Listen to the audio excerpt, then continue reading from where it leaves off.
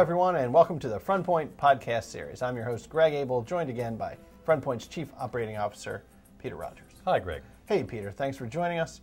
Today, we're going to talk about a topic some people who have familiarity with the alarm industry might be familiar with, home sensors.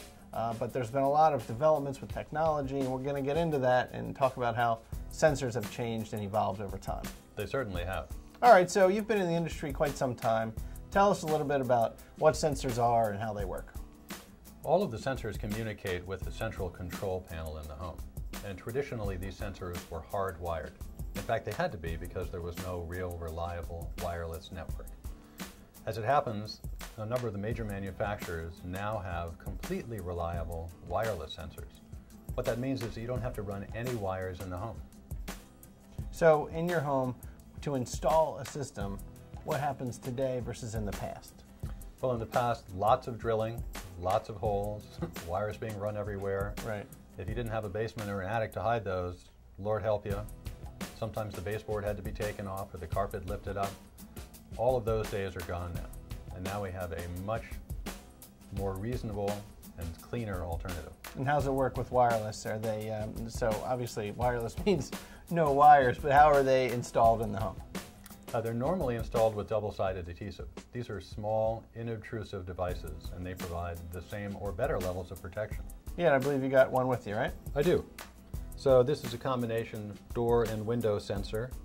The transmitter mounts on the frame. This is just a magnet that would mount on the movable part. And when they're separated by more than ½ inch, that sends a signal to the control panel. And that's all that's required. So in terms of the whole industry today, do most companies install wireless or wired, or is it kind of a combo right now? It's still a combo. There are a number of alarm companies who have been very slow to adopt the new technology. It's a very traditional industry, unfortunately. Yeah, why has the industry been so slow to adapt to wireless? More cultural than anything else. But it's not about reliability, because wireless sensors have been completely reliable and out there as long as I've been in the industry, over 20 years. So wireless isn't new? It's not. And there was a period of time when wireless sensors were being used only for existing homes, and hardwired were used in homes that were under construction. But today, the majority of new homes in the United States having alarm systems installed, even if it's new construction, are using wireless sensors. Any scenario where a consumer would be better off with a wired system? Hard for me to imagine one, to be honest.